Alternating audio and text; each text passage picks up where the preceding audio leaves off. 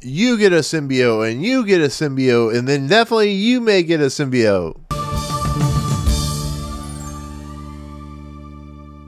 What's going on, everyone? Welcome to Movie Emporium, spoiler-free discussion for Venom: The Last Dance, the newest film from director Kelly Marcel. Alright guys, out there in the world of the symbiotes of the Movie Emporium universe, welcome to my review of Venom: The Last Dance. Alright, to begin with this review, as you know, if you've been following my channel ever since the early days in 2018, Venom was one of the few movies, or at least one of the first movies I reviewed. Now, with that said, Venom was a hot take, very hot when it came to how much I disliked that film, that movie. I was not a huge fan of it. I thought it was one of the worst things I saw that year. It was pretty bad. Now, I have softened a little bit on it. Not saying I still don't hate that movie, but I softened a little bit because I understand what it's going for. 2018 was my early start to reviewing, so I gotta give myself a little bit, at least apologize to the fandom of Venom a little bit, because, you know, once again, things change as you grow older and so on and so forth. So here we have the third film and the possible last film in this franchise, according to the trailers. Venom: The Last Dance sees, of course, Tom Hardy return as Eddie Brock. He still has Venom. They've just returned from the multiverse. They are now in their own universe, still under, you know, being chased by the police for the death of the Stephen Graham character. And in the process, there is a new threat, a new villain who wants to, in no better terms, get rid of these symbiotes to do what Venoms do, or what I should say villains do in the Marvel universe. That's what they do. And so while on the run, we come across characters played by Juno Temple, and of course Chiwetel Ejiofor and Rhys Ifans. And it basically becomes a story about how two characters have bonded really well, how they have to protect for reasons, and the people that come along to stop them along the way. And so here we are on another Venom film of this franchise. So with that said, yeah, Venom's not been really hot in my books. You can see my reviews for him for, I think I did Let There Be Carnage and Venom itself. I tend to be hard on these films because they could be much, much better. I know Kelly Marcel worked on both the other two movies, and maybe she had studio interference. I don't entirely know, but she's a scriptwriter. She makes a lot more money than I do. She's making big budget movies. I'm not, so take that for what it's worth. But Venom as a franchise should be a lot better. It should be well made, well produced. It's a Sony picture, so they don't seem to care. They just want to keep the rights. And this is also in the Marvel Cinematic Universe, which doesn't even know what it is right now. There's no identity to the series, to the franchise. It just is what it is. So when it came to the trailer for this movie, I was actually quite surprised, to be fairly honest, because I actually think it looked like a competent movie. I actually think it looked like it'd be actually a pretty fun movie, a pretty entertaining movie, and that is what the trailers do. They're there to hype you, to make you excited for whatever product or, you know, whatever movie is coming out. So I had a little bit of optimism that this movie could be at least a fun, entertaining film, entertaining movie for what it's worth. So here I am, sitting in line, you know, going in to watch this movie, and I have to be honest, and you guys are going to hate me, and that's fine, and you're going to say bad things, and that's fine, and I'm not here to criticize you if you like the Venom franchise. I'm just giving my honest opinion of this film, of this movie. I have to be honest, I am a little sad that I hated Venom as much as I did, the original movie, because I feel like that was, at least structurally, when it comes to storytelling, at least a competent movie. It wasn't a good movie, but it was a competent movie. Venom: Let There Be Carnage was at least a competent movie when it came to its story structure. It didn't make a lot of sense. Woody Harrelson's a choice when it becomes, you know, the Carnage character.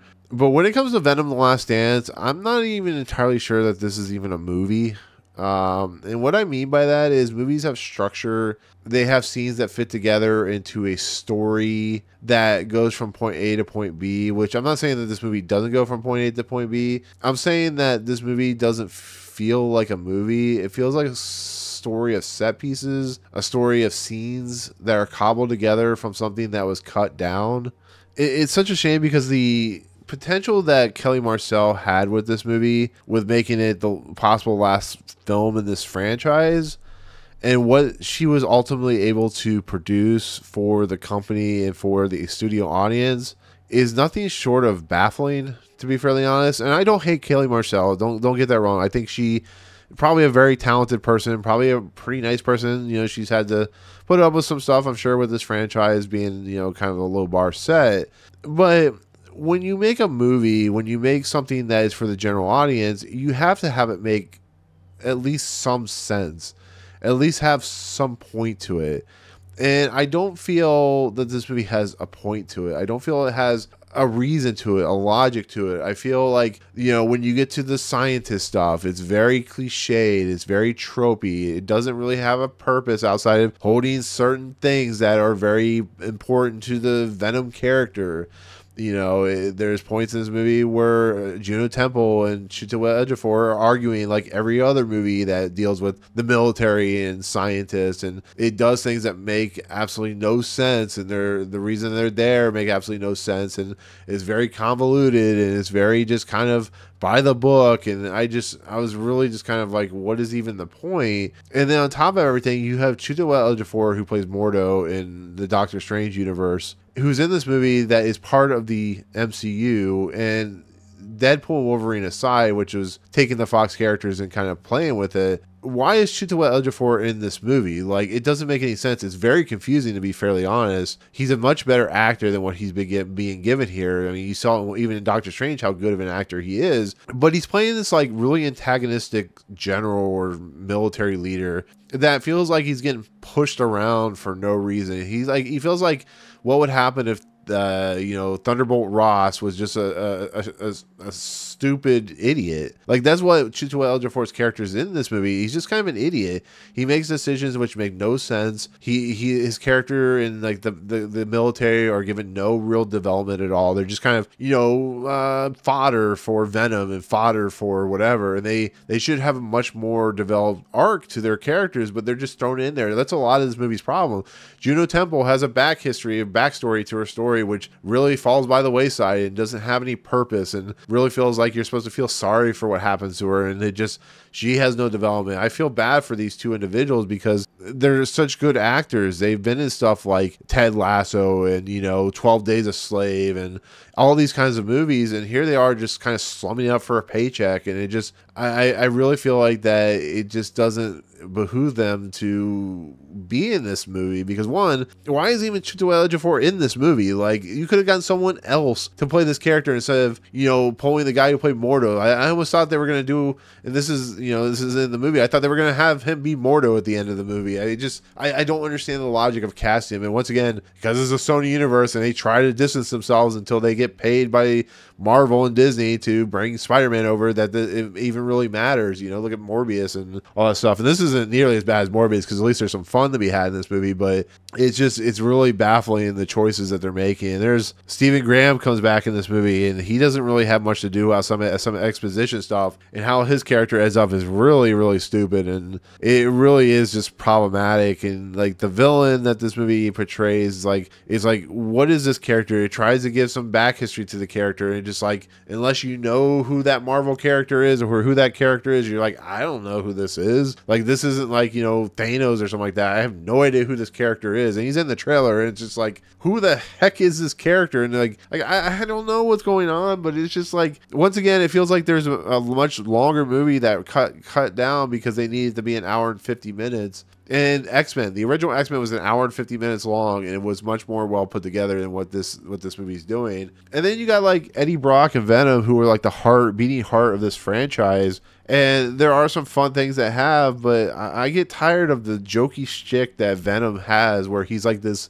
really lovable pet of a character who has this amazing ability that he uses with Eddie Brock, and he tries to be funny and tries to be shticky, and it just, a lot of it is played for laughs that doesn't really land at all. I mean, there were scenes in this movie where people weren't even laughing, which is really weird because they were definitely played for laughs, and I heard some people kind of groan. It's just, there's some things that they're doing with Eddie Brock's character that they're trying to make him more deep and trying to make him more level-headed or whatever they're trying to do, and it just doesn't work. It's really fascinating to see how much this movie just kind of falls by the wayside and kind of dumps in the gutter. And, you know, once again, this movie takes place right after Let There Be Carnage, or right between No Way Home, whatever it does, and it spends like the first half of this movie, which is only an hour and 49 minutes, just kind of walking. That's all they're doing is walking and complaining. And then they run across this. One of the most baffling things about this movie is they run across this hippie family, which is the patriarch is played by Rhys Ifans, who's a really talented actor. And what do they do with him? They make this like him like this alien conspiracy guy, and then they have his family. And I'm like, they don't even need to be in this movie. They're in this movie to drive the plot of Eddie getting from one point to another point. And then they're in another point of this movie, which is just